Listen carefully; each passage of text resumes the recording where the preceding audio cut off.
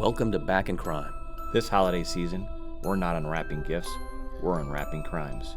From the shadows of history to the cold files of the FBI, we're pulling back the ribbon on mysteries that haunted Christmas past. I'm Todd Hiles, retired U.S. Secret Service agent. And I'm Stewart Fillmore, retired FBI agent. Together, we're the Texas Crime Travelers. In this special series, we'll take you under the crime scene tape of cases that shocked communities and baffled investigators during Christmas. Stories of greed, betrayal, and desperation, wrapped in tinsel, but dripping with suspense. So pour yourself some eggnog, lock the doors, and join us. This is Crimemas Volume 1. Here we go with the final episode from our Crimemas Volume I. You know, I really can't believe that we are already at the grand finale of Crimemas. It's been a fun... It really is. Again, I say this is where holiday cheer collided with a chilling mystery. Yes. When most people think of Christmas morning, they picture stockings by the fireplace, kids tearing into presents, and families gathered around the Christmas tree. And that's how it should be, honestly. But in Boulder, Colorado, Christmas of 1996 ended not with joy, but with one of the most infamous unsolved crimes in American history. Instead of laughter, the Ramsey household became the epicenter of a case that would dominate headlines, divide public opinion, and expose deep flaws in police procedures. Yeah, it was a terrible case, terrible tragedy. Today, we're going to go under that crime scene tape into the story of JonBenét Ramsey. Now, JonBenét Ramsey was a 6-year-old beauty queen whose death shocked the nation and still raises questions nearly 30 years later. We've seen plenty of cases where the crime scene itself tells a story. And I'm sure, Stewart, you've worked cases where you can step foot on a crime scene and know exactly what happened. Well, you're giving me way more credit than maybe you should, Todd. But yes, I point taken. The crime scene can tell you a lot. And maybe not the instant that I set foot there, can I figure it out? But certainly with some work, the crime scene will talk to you, yes. But in this case, this story is so tangled and filled with missteps that investigators still regret to this day. Yeah, absolutely. Yep. This is just not another homicide. It was a case that unfolded in real time, with cameras outside the Ramsey home, reporters swarming the city of Boulder, and the FBI stepping in before local police even had control of the scene. Yeah. And from the very first minute of this case, mistakes were made. And I think, sadly, these mistakes may have cost investigators the chance to solve it. I think so. I think it's definitely, it definitely complicated things way, way beyond what should have been. Right. And again, imagine being that first officer on the scene. You have a ransom note that they found on the stairs. You have a frantic mother, a missing child, and a house full of friends moving throughout the house. Yeah. This is not how a crime scene should look. No, it shouldn't. But again, it's one of those things that I always have to kind of step back from and realize, it's easy to sit here now, 30 years later and say, wow, what an idiot for not, sealing off that crime scene immediately or whatever. When things happen in the moment, there's pressure, there's, it's not necessarily that there was anything sinister to it. It just sometimes in the moment mistakes are made, right, that unfortunately sometimes cannot be overcome. Those first few moments are critical. Right. Yeah. And again, this one, this crime scene, that's exactly how it happened, by mistakes right away. Yep. And again, so let's talk about this. So inside this mansion in Boulder lived John, 53-year-old computer executive whose company had just crossed the $1 billion mark. Yeah, I mean, he had done well. It's, pretty impressive guy, and it was a really nice house there in Boulder. And his wife, Patsy, 39 years old, she was a former Miss West Virginia who devoted herself to family life and her daughter's pageant career. Yeah. And I remember when this was going on, because there was so much television coverage to it, that one of the things that was definitely highlighted was that JonBenét being involved in these pageants, and it's the first time I ever saw any images of a little 6-year-old girl that was dressed up to look like a full-grown woman. It was a little weird. I have to say that, But hey, my daughter later got into cheerleading, and I found out that there's a whole cheerleading world that I Right. didn't know about that's Right. out there. So Right. that just was new to me at the time. So it probably had nothing to do with anything. And you talk about that picture at that time. I think that was just, it seemed like every day that was plastered on the TV Yes, screen. exactly. To even this day, I mean, it's been almost 30 years. If somebody showed you that picture, you'd look at it and say, oh, that's JonBenét. Yes, You would exactly. remember that. Yep. Because it was just so much on television at that time. Again, Yeah, it had a lot. The story, the case had a lot of elements that were really worked for TV. That's really such a horrible way to put it, because we're talking about the murder of a little girl. But there's just no way around it. It had elements that made for good TV. Right. And so also in the house, besides John and Patsy, are their son Burke, who's 9 years old, and then again their daughter JonBenét, who's 6 years old, and she is already, like you said, she's a star in these child beauty contests. Sure. Yeah. And she really was the center of attention in this family. The mansion stretched for over 7,000 square feet. It had 5 bedrooms, a spiral staircase, and a basement wine cellar. I mean, this mansion, this was a symbol of wealth and success. Oh, big time. Yeah, absolutely. And but beyond these brick walls, this picture-perfect family was about to be thrusted into one of America's darkest mysteries. The outside of the home was decorated, and the inside of the house, the Christmas tree was lit up. Sure. I mean, it's idyllic. I mean, it's like a postcard of what Exactly. you would think, that of how a great life would be. On the surface, this really beautiful family. A Christmas movie could be filmed there. Absolutely, yes. Yep. And again, this, I guess you described it as a postcard, but this perfect picture, this holiday glow. Yes, it could be like a Lifetime movie, And this, it's going to be shattered when Patsy discovers a ransom note on the staircase. Yeah. So here we go. It's the morning after Christmas. It's December 26th, 1996. And this note demanded an oddly amount of ransom money. And again, it was the exact amount of John's recent bonus. So, I mean, right off the bat, that tells you That's something, unusual, right? right. I mean, that somebody had some really well-sourced inside information to know that. Right. How would I know what his bonus would be? Right. Down to, to the exact figure. But let's go back on it like under the crime scene tape on this, and let's look at a timeline from that day. Yeah. So are you ready? Let's do it. Here we go. At 5:30 a.m., Patsy finds the ransom note. Yeah. Now, she descends the staircase, probably coffee on her mind, and instead she sees a handwritten, words on this piece of paper on top of the stairs. This was not a quick ransom note. It's a full 3-page letter. Yeah. I mean, it's taunting. It's chilling. We'll go into a little bit of it here. It has an opening, and it says, Mr. Ramsey, listen carefully. We are a group of individuals that represent a small foreign faction. Yeah. It has a demand.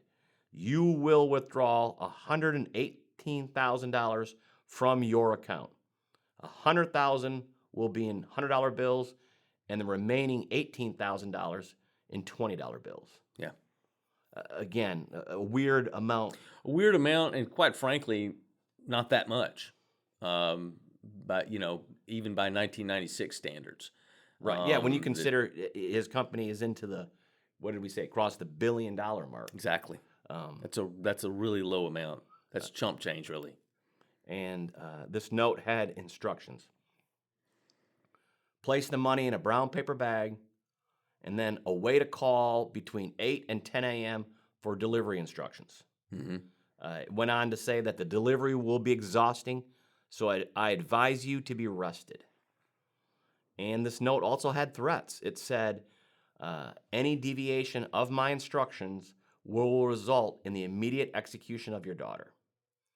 Speaking to anyone about your situation, such as police, FBI, etc., will result in your daughter being beheaded. If the money is in any way marked or tampered with, she dies.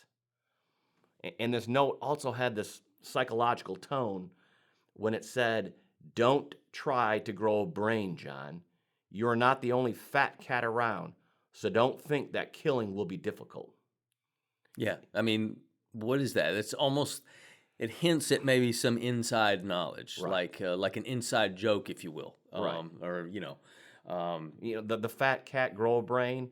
And then it says at the end, "Use that good Southern common sense of yours. It is up to you now, John." And it has a closing that said, "Victory," and then the initials SBTC. yeah. Again, to me, as an investigator, this note sort of stands out because usually ransom notes are pretty short.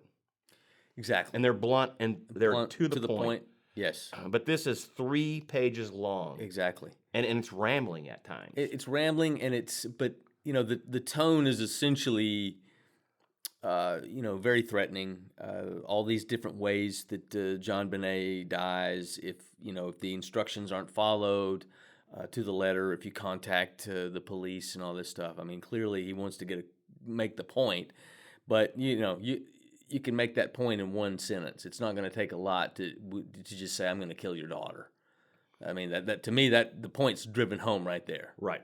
And I think you said too, the tone shifted from at the beginning, it was like sort of formal by saying, we're this foreign faction, Yes. Foreign faction. Yeah. to almost mocking when they say, "Don't try to grow a brain." Yeah.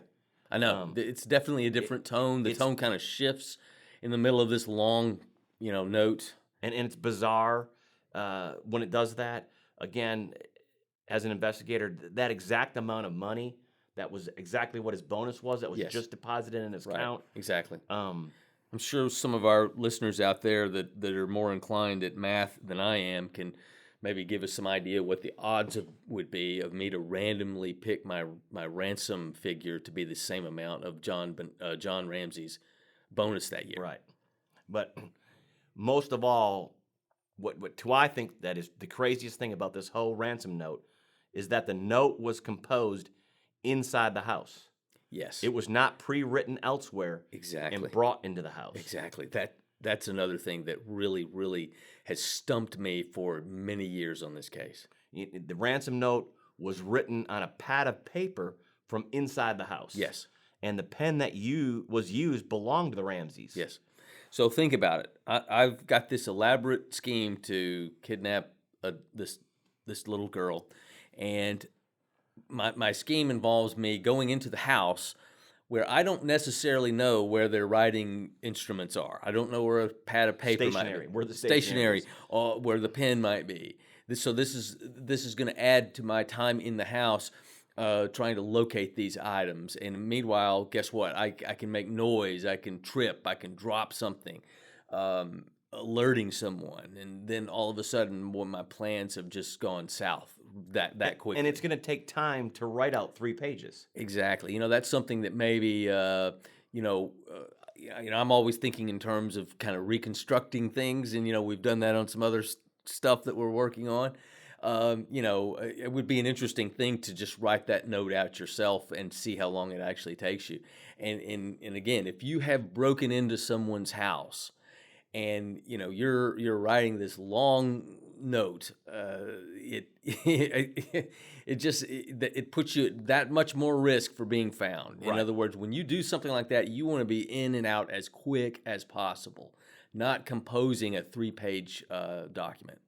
And we know, ever since the discovery of this note, that there have been investigators that have just spent hours and hours, looking at every single word, every single line. Yeah. And they're trying to, some trying to decide, was this actually staged?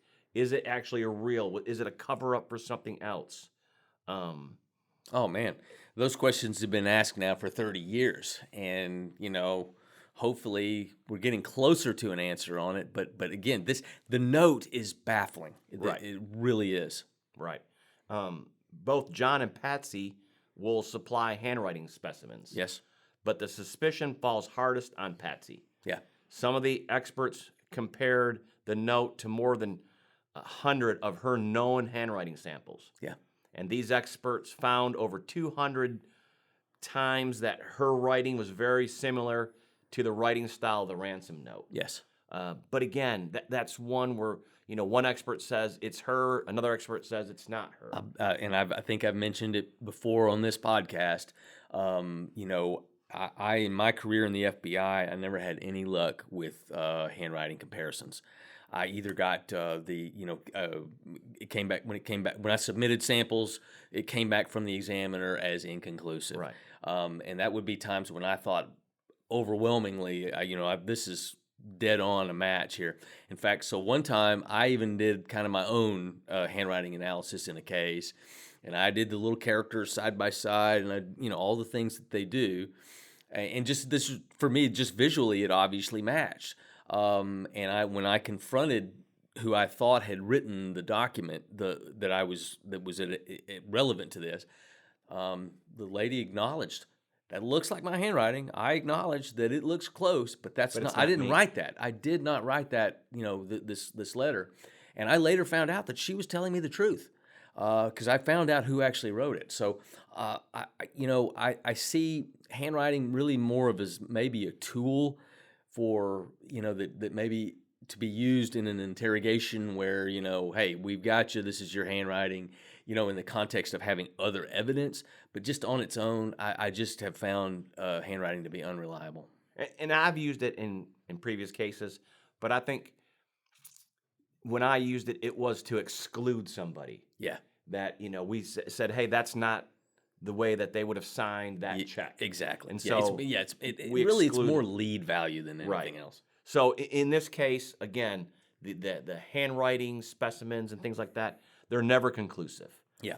Which means, the author of this note, we don't know who it is, who wrote the note. Right. And I think that's probably one of the big mysteries of this case. Definitely, because who wrote that note? Yes, and I mean, because it all hinges from that. It really does. So again, it's 5:30 a.m. in the morning, and Patsy finds the note. And at 5:52 a.m., Patsy calls 911. Yeah. Her voice is frantic. She reports that her 6-year-old daughter was missing and a ransom note had been found. Of course, this 911 call is recorded. Later, this recording will be listened to over and over and over again by investigators. Yep. There's audio enhancements done to the recording. And some investigators claim that there's some faint voices that linger after Patsy thought she'd hung up the phone. Yeah. But to this day, has it ever been? Does anyone have any idea what these faint voices were saying? I think they tried to say that they thought it might have been maybe John's voice in the background. Right. But again, I don't know if anybody's come out and said what it is. Other people say that it's not voices that you hear. It's just that she hasn't hung up the phone yet. Yeah. But I'm going to say to this day that the 9/11 tape remains kind of like a haunting piece of this evidence. If you listen to that call, it's haunting. Yeah. To hear that. Yeah. Absolutely. So again, she calls at 5:52 a.m. At 5:59 a.m., an officer of the Boulder Police Department arrives at the Ramsey home. He is the first law enforcement officer on the scene, but he does not search the house. And again, not pointing out what people did or did wrong, but just imagine being that first officer on the scene, and you are handed that ransom note. Yeah. I mean, don't touch it. Exactly. It's evidence. I've had that happen before. I was in an interview with a witness, and I asked a certain question, and they go, "Well, I've got this," and they just showed me this piece of paper.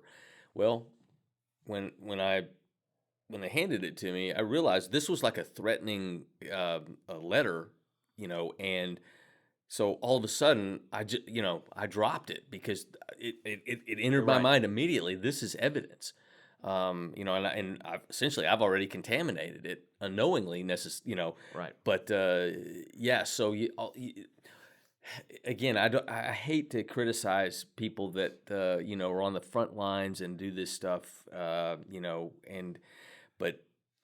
you just have to you're train you have to have training and awareness, and because the situation is I guarantee you is going to crop up where all these factors are going to come at you at once, and you got to make a decision right there. Right. And it is easy to in the moment to make those mistakes. Right. And, it's like the gun used in the commission of the crime, and you're at the crime scene. Leave it alone. Leave it alone. Don't pick it up. Yep. It needs to be properly processed. Yep. Yet this officer, he's going to handle that note without gloves. Yeah. So exactly. Oh man, that's. I guess another complicating factor in this was this starts off as really not so much a kidnapping, not a murder, but actually a missing child. An abduction, okay? probably. An abduction, or but regardless whether it's an abduction or whatever, you have a little 6-year-old girl that's missing. Right. Okay, so that's what jumps to the forefront of your mind is where is this girl? Is she safe? And that goes a long way to me to maybe explaining how this thing kind of went off the rails at the start. Really the more the focus immediately was, oh my God, where's this girl? And rather than, being methodical and preserving the crime scene, right. But so it's just, again, it is an unfortunate thing. Right. And we know up to this point, after Patsy found it, she actually handed it to John too. Yeah. So he's handled it. Sure. And all that is natural and normal. I mean, right. There's, the parents certainly are not going to be thinking about, oh my God, I should, grab this with tweezers or something, exactly. or put on latex gloves first. Right. They're not thinking that way. They're totally in their emotions at that point. And so now it's around 6 a.m. and Patsy calls some family friends for support. And these friends, they live nearby. Yeah. So between, the estimate is between like 6:10 and 6:30 a.m., they show up and they arrive at the house. Right. And they come inside. And again, to me, that's the shocking part that, this is a missing person scene, really a kidnapping scene, right? Inside this house, and instead of it being sealed off and secured, right, it's filling up with family friends. Yeah, it's the command center, the operations center of this thing. So Todd, hold up for a second, real quick. I know when my kids were little or something, if you couldn't necessarily find them or something, let's say they just wandered off into another room or something, I know I would have scoured the house. I really would. And I don't know if that was actually done. But if I found this note, okay, yeah, my immediate attention would go to finding that little girl. Right. So first off, what you do is go into her room. That she should be in her room in bed asleep. Right. So okay, she's not there. Now I'm going to scour that house. She could have went to a playroom. Could have went to the living room. Exactly. I'm scouring that house. So, again, I just don't know these things that I feel like I'm second guessing or criticizing here. But why didn't the Ramseys themselves scour that house? Immediately before they started bringing neighbors over and everything. Right, and you're exactly right. And again, you talk about these neighbors that come over because they also handle and they read the ransom note. Oh, I know. So they touch it too. And again, that's not how you preserve evidence. No. I mean, that is a piece of evidence, that note. But this is how this case begins. Again, everyone is moving freely through the house. They're touching surfaces. In essence, they're destroying evidence. Oh, big time. And big this time. is a and major at that failure. point, somebody, whether with the police or just someone using common sense that's not totally caught up in their emotions, should have realized that and really, really, brought that to someone's attention that, hey, we don't need all these people here. Right. Let's find a different, command center. Because the officers have to realize that the child was kidnapped from the home. So this is the crime scene. So now more people in the house just mean more fingerprints.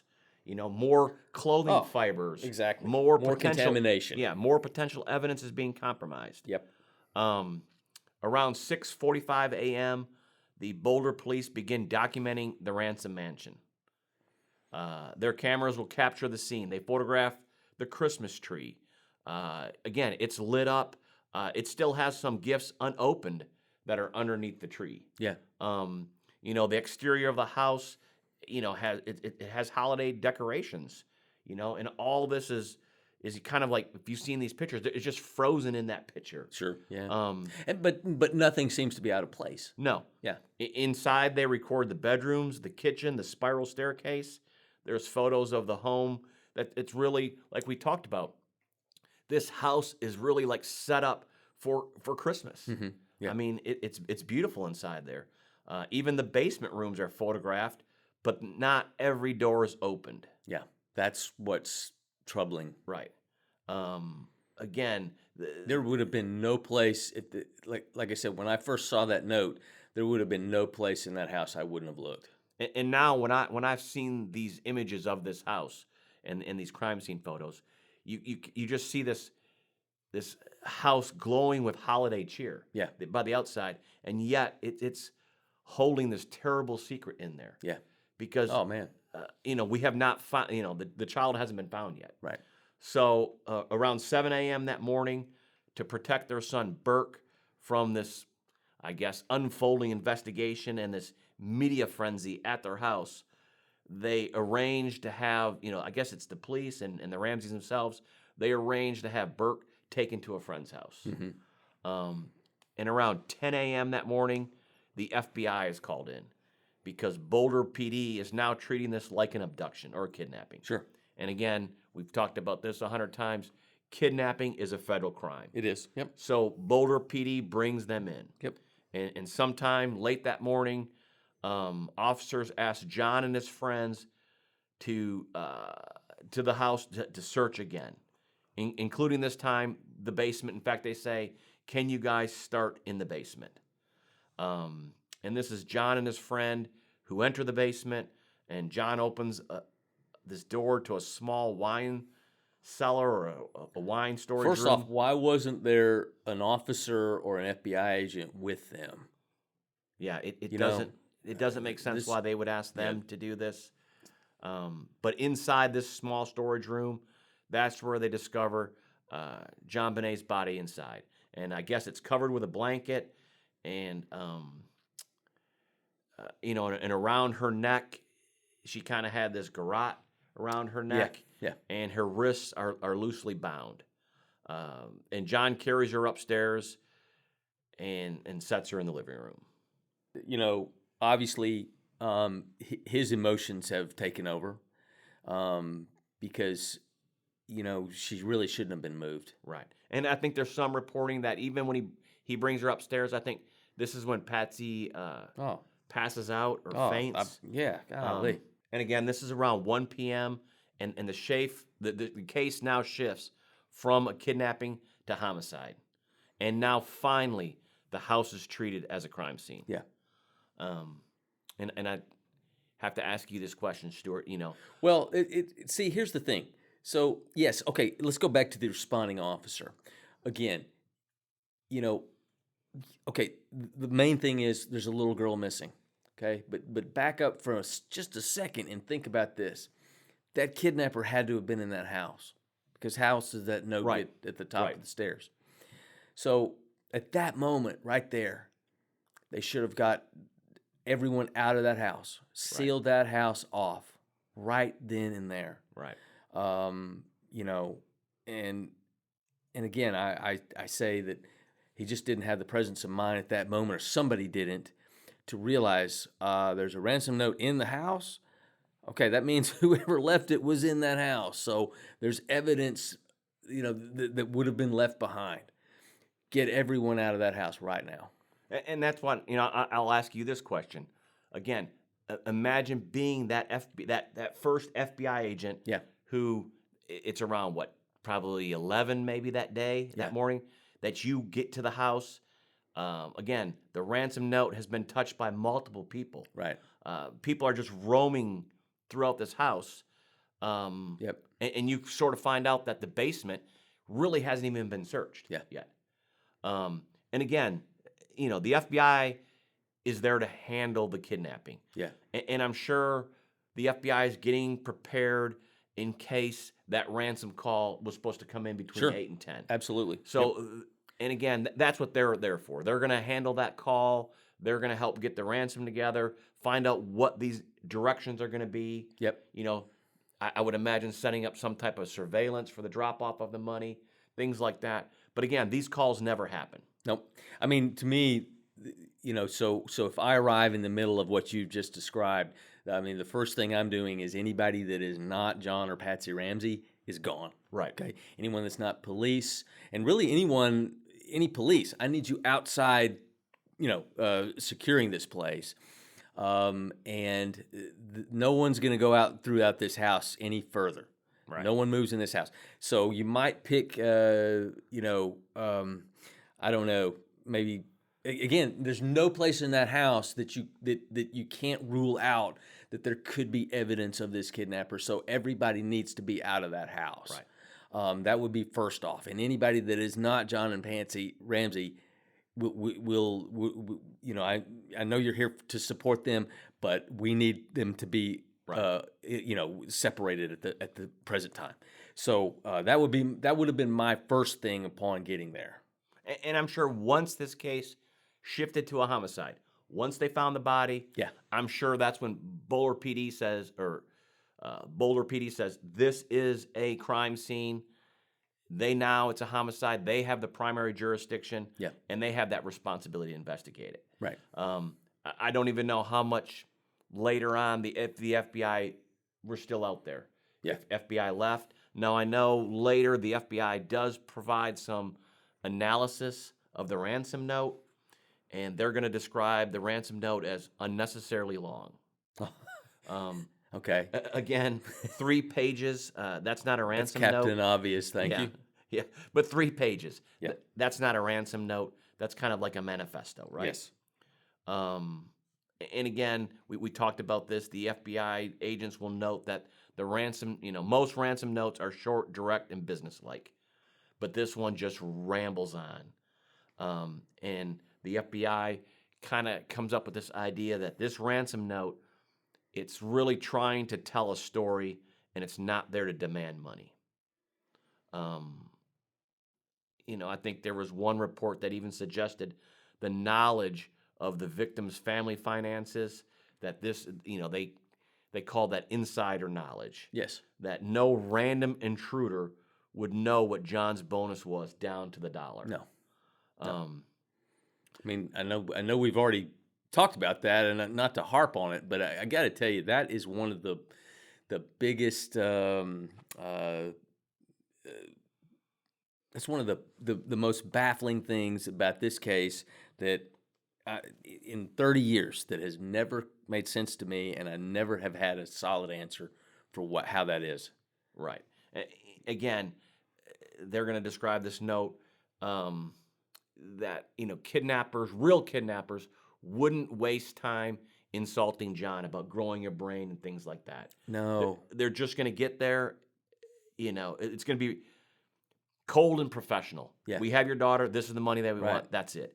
And so the FBI... How do they know that they don't have a Rottweiler in the house? Right. Again, so many of these things are just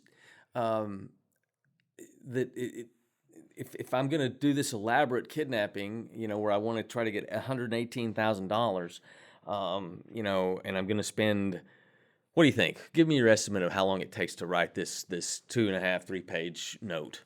10, 12 minutes, maybe? Yeah. So, but then add another 10, 12 minutes to try to find a stationery and a Sharpie to write it with. Right. So now I'm 20 minutes into this house where, who knows, the family Rottweiler, may decide to get up and get a drink of water, and if you hadn't already Patsy heard me, herself gets up. Exactly. There's so many problems that can happen here. That and let's face it, a lot of criminals don't plan out their crimes very well, and that ultimately is how we have a lot of success at what we do. But it just just doesn't make sense. It is crazy. It does not fit what we would normally see with a kidnapping. A bunch of red flags. Yes. In the end, the FBI is going to conclude that the note appeared staged and that it was not the work of a professional kidnapper. Yeah. And really, the FBI suspects that this is not about a ransom at all. It's about covering something up. Yes.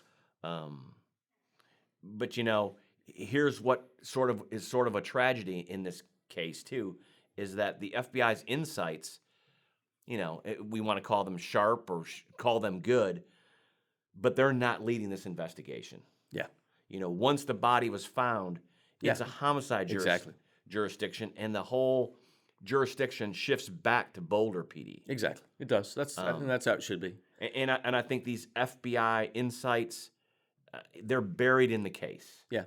Well, in that case, it just becomes, if the FBI is even involved, it's in a supporting role. Advisory. Yes. Right. Now, again, they did some reports. There's some memos that you can see that they wrote, but they have no direct control of the investigation. Right. Exactly. And I think that's where, as an investigator, I think that's where this case almost becomes infamous to me, not because of the crime, but for the police procedural failures. Yeah. These officers allowed friends and family to roam freely, through this crime scene. The ransom note was touched by so many people that, any idea of getting potential fingerprints off this. Or DNA. Exactly. Yeah. No perimeter was established around the house. Meaning outside evidence could be lost. Yep. How the people entered or how the people exited. They never separated witnesses in this. And we know that's essential in any investigation. Yeah.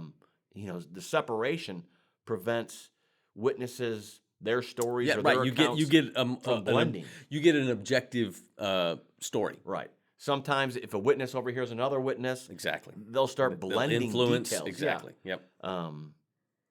And so in this case, witnesses are not separated. Friends, clergy, and family mingled with the Ramseys. Yep. And as a result, any type of testimony later on is compromised. Yeah. Or it's even, the evidence is harder to trust.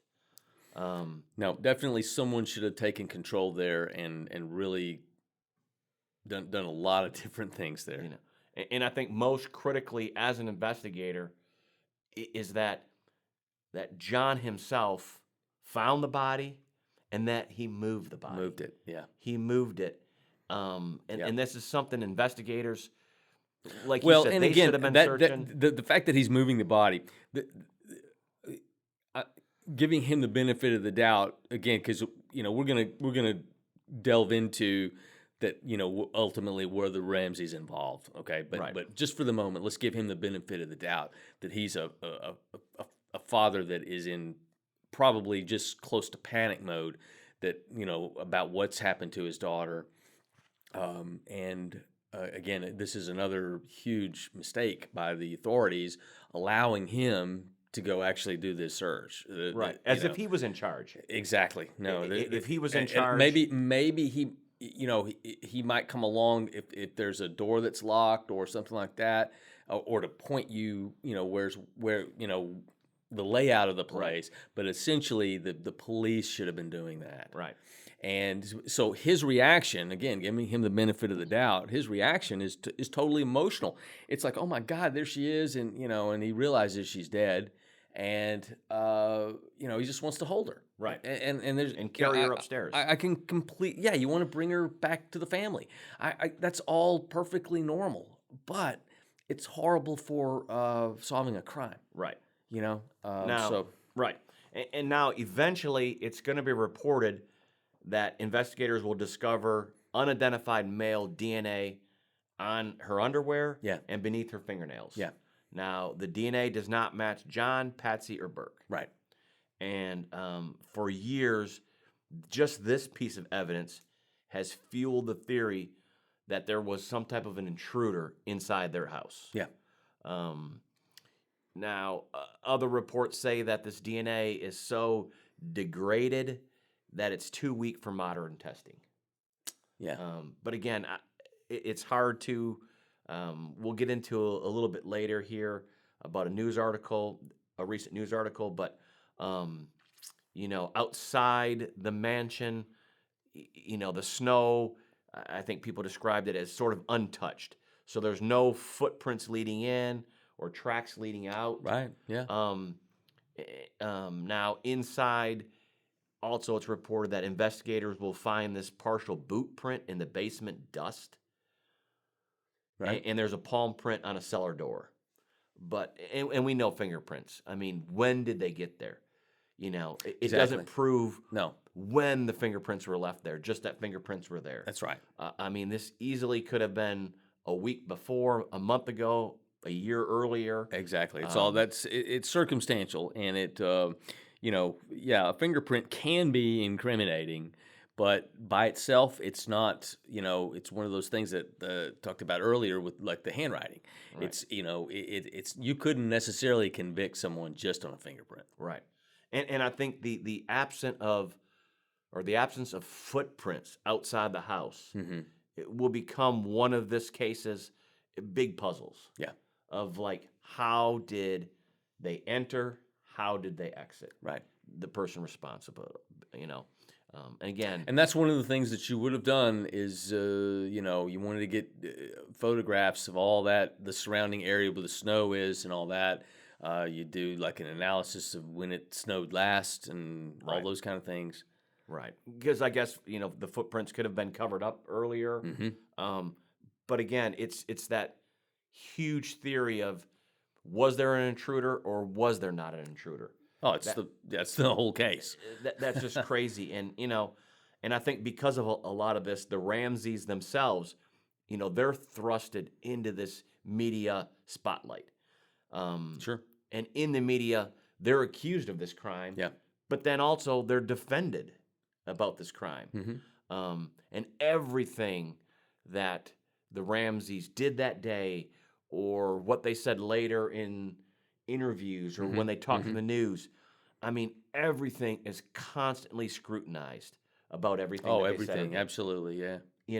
And I can't sit here and imagine, when somebody says, well, Patsy did this, but you have no idea what's going on in Patsy's mind of why she did or didn't do something. You know what I mean? I know, I do. And I'll tell you this, as an investigator, I agree with that, the conclusion from the FBI profilers that ransom note feels more like a cover-up than it does an actual ransom note, right?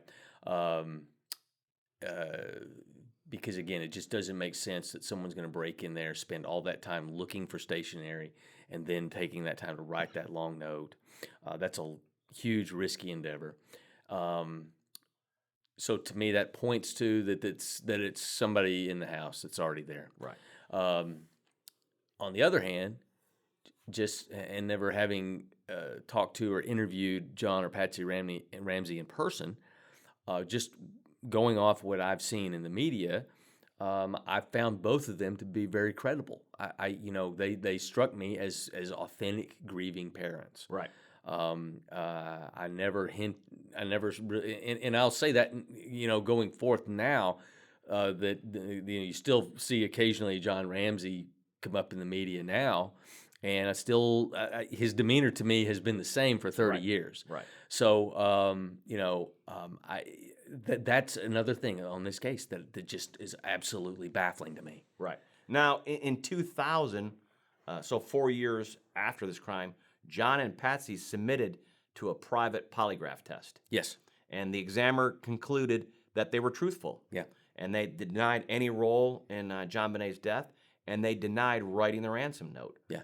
Now, the Boulder police, they're going to dismiss those results, and they're going to insist that the Ramseys take a polygraph test that's going to be administered by the FBI. Right. And the Ramseys refused the FBI exam. Yeah. They had that was another thing too that I think fueled some of the thoughts that they, that one or both had involvement, in the death or in the murder of JonBenét, was that they almost immediately lawyered up. Right. And I think to a lot of people that just has an appearance of being guilty. I can tell you that just from my time in the FBI, I don't find that particularly incriminating at all. Right. Because especially of people with means like John Ramsey had, and that I'm certain that very early on, because one of the things that unfortunately statistics or experience will tell you is that usually when a murder is committed, it's done by either someone in the family or somebody that knows the victim. Right.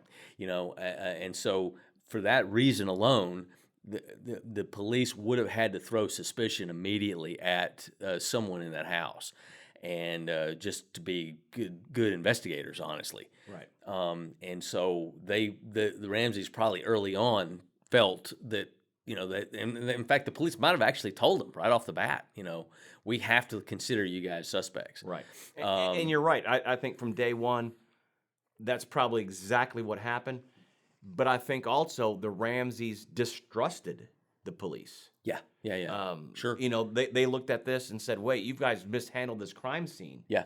From the beginning, right. And you've treated us as suspects. And again, I think there's accounts that talk about, once the family's treated as suspects, John is pointing out that there was, there's evidence of an intruder. Yes. That came inside. Sure. I think later on, in fact, I think he calls the Boulder Police Department dysfunctional. But he praises the district attorney's office. Yeah. At the time. And so there's going to be this big clash between the police and the prosecutors. And this becomes a defining thing also in this case. And because there's so many people that thought that the Ramseys would never get a fair prosecution in this case. Yeah. Because of what Boulder PD was saying. Well, I think Boulder PD again.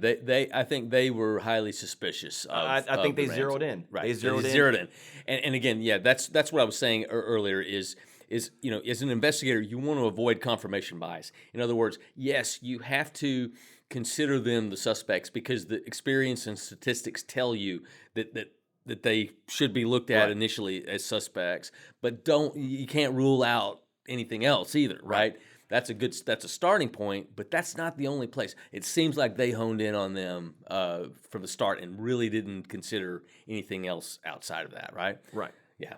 And we know in a criminal investigation that although the police department investigates it and they bring their report and their findings to the district attorney has the ultimate in prosecuting this case. Yeah. Right. And in this case, a lot of people believe that the DA's office or the district attorney's office, they really lean towards that there was an intruder that came into the house that did this. Yeah. That John and Patsy. You mean separate from the family? Yeah. Right. Yeah. In 1999, a grand jury voted to indict the Ramseys on the charge of child abuse resulting in her death. This grand jury alleged that the Ramseys did unlawfully, knowingly, recklessly, and feloniously permit a child to be placed in a situation which posed a threat of injury to the child's life or death. And again, well, this is just, there was also an additional allegation that they were accused of rendering assistance to someone who committed the crime. Yeah. Yet the DA's office refused to sign this indictment. I don't blame them because they said this evidence was just too weak. And again, we talk about this fracture between police and the DA's office because now when this DA, doesn't sign this indictment by a grand jury, the police are outraged. Yes. Because the DA, they say, is not doing their job. Yep. And this really left a huge divide in this case. Mm-hmm. And this could be, one of the reasons maybe why this case is still unsolved to this day. I know you've had this in your career because I know I did in mine where, I thought I'd put together a really good case. I felt the evidence was strong. I presented it to the prosecutor, to the U.S. Attorney's Office in our case. And then the prosecutor just disagreed that for whatever reason they didn't feel like they could prove this if it went to court. That maybe that some of the evidence, or maybe the source of the evidence or the witnesses, whatever. There are a lot of different reasons that go into why a prosecutor thinks, man, I just don't think this will be that compelling a trial. So I understand that, and I do know that I've never had a fracture, I would say, with a prosecutor. Right. I've had, professional disagreements, I guess would be a nice way to put it.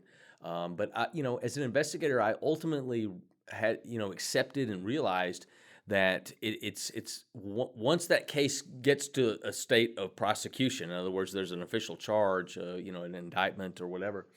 It's in their hands. It's Right. And they have to actually prove it. It's Right. their burden now, and so they look at it a little and actually, differently. their burden is to prove it beyond A reasonable doubt. Yeah, and that's a high standard, as it should be, because of what it means. If someone's convicted, they're either in certain cases can get the death penalty. Right. In other cases, they could be going to prison and losing their freedom. So it's a big deal, and I fully agree and support that. Yeah, you should make it tough on us to prove these cases. And again, it was one of those things just that experience taught me that to start thinking more like a prosecutor, or at least have that viewpoint a little bit in the back of my mind, when I worked a case, so that, hey, does this, man, this will be strong in court. Right. This won't be strong. How can I maybe find additional evidence or make it other stronger. corroboration to make one point that I found stronger? Right. So I started thinking that way. But again, ultimately, once it's handed to the prosecutor, it's their case. Right. And if they make the decision that they think they can't do it, then that's what it is. Now, 10 years after her death, a new suspect suddenly emerged. I don't know if you remember this, but his name was John Mark Carr. Yeah. He was a former school teacher with a troubling past. Yeah. And in 2006, Carr confessed to killing JonBenét. Yeah. He was living in Thailand or something, wasn't he? Yeah. Or something, yeah. Yep. And he claims her death was accidental. He's, you're exactly right. He's living over there in Thailand. In fact, they fly him back to Colorado, and he's paraded, before the cameras and everything like that. Yep. But DNA evidence will say that he was not the source. Yeah. And his confession, sort of collapsed, and it really left investigators, with another false lead. Yep. And again, we've said this a Well, couple times. I mean, investigations have, you do have your number of rabbit trails, so to Right. speak, in every investigation, because things that you think are promising leads, you need to go down the trail to Right. confirm that lead. And I got to tell you, a lot of times what looks promising at the start will not turn out to be what you thought it was. In fact, it could be the complete opposite. So, I don't fault the police at all, and look at this as it was a huge mistake or whatever. No, you're following through on some leads that you've got. And if it fit that this guy should be looked at as a suspect, then yeah, hell yeah, do it. And like we've said a couple times, it's been almost 30 years, and this case remains unsolved. Yeah. And again, the theories from the intruder to family involvement, they're still there. Yeah. They're, I know. They're Yes. still there, and Yeah. they haven't gone away. But, as an investigator, I feel that eventually DNA is the most promising lead in this case. Yeah, I agree. And so I think that's probably what's going to solve this. Yeah. But I think with all the mistakes that were made, I think it's going to be extremely difficult to prove this case in a court of law. There are a lot of areas where defense, could really Could find attack out. this They could- thing, yeah. because one of the key, yes. So let's say that somehow there is a DNA match made, and it came from, I don't know, whatever source. One of the issues is going to be the chain of custody of that source of DNA. who handled it, where was it, and all those kind of things, will unfortunately, be attacked, and very good chance that a good attorney will put reasonable doubt in a juror's mind. Right, right. And I guess just short of a full confession to it. But, like you said, We've already had that. Right, yeah, In this case. A false confession. Yeah. But if the actual person confesses, maybe that would help get this solved and get it Yeah, like a prosecuted. deathbed confession, or Right. a conscience confession. But that I wouldn't hold my breath for that. Right, right. And again, we talked about this case. It's more than just a crime story. It's a reminder of how tragedy can shatter even the most peaceful holiday scenes. Oh, with people that should, that we envision that, are leading the perfect life, and that because they have money and influence, that that something like this would never happen. Right, and it's a case that kind of blurs that line between mystery and media spectacle. Yeah. And again, it leaves us with more questions than there are answers. Yeah. Just yesterday, I saw an article in the newspaper, and it's talking about this case. And the article mentioned that in this last year, investigators collected new evidence and conducted new tests on existing evidence. Yeah. Sure. Now, again, it didn't say what the new evidence was. Yeah. The department every year release an annual update on this case. Mm-hmm. And in there, they have said that they have conducted new interviews and conducted re-interviews. Yeah. But now I No, that's great to hear. Right. But I'll ask you this: do you think this case will be solved? I do. There's enough interest in it, even 30 years later. Clearly, the police still, are there. Like we had mentioned earlier, sometimes with just a fresh set of eyes, even 30 years later, things that maybe, were overlooked at the time can be, revisited and found. So, and then the DNA is evolving. All DNA testing and that science is evolving and growing all the time. Yeah, every month it seems like it changes and gets better. Right. I find it crazy when I ask you that question, because think about a crime that I know that you worked on and made an arrest that happened 30 years before. Yeah. And so in that 30-some years, Yep. A lot can happen in a case. Exactly. And new stuff can come forward anytime. Yes. Something new. I just, it's one reason, honestly, that, that I've spent so much time, and you certainly have helped me tremendously, on the Kennedy assassination. Right. That's 60 years ago. And yet you and I are finding new stuff all the time. Right. That has, and we're doing tests that have never been done. Right. So yes, always that fresh pair of eyes and a fresh perspective can do wonders for a case. Right. And I know as licensed private investigators, we've worked these death penalty cases that come up on appeal. Yep. And so we've looked at evidence, in some cases that it was over 20 years old. Yep. And we found things that the police department didn't do. That's exactly right. Yep. And investigators, Or another case that you and I, that it was one that I had and you helped me out with, where we had a client that had been charged with murder. We used trajectory analysis to show that where the police, said that the shooter had been, that our client who had been charged, where he was standing, we proved with trajectory analysis he couldn't possibly have pulled off that shot from where the police said he was. So yes, I don't immediately jump to the thought that the police are corrupt or the police are, incompetent.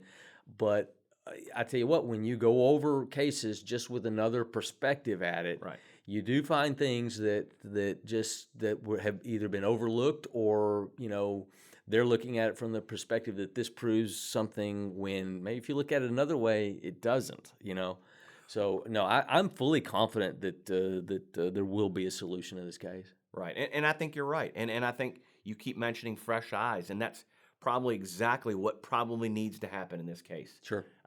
Whether the Boulder PD or the DA's office, they just put everything in a box and just start all over with new investigators that come in. Yep. And these investigators start going over every single piece of evidence again. Yep. We've talked about this before. It might be just something as simple as was the burglar alarm system on that night, or was it off that night? Right. And if it was, is it normally on?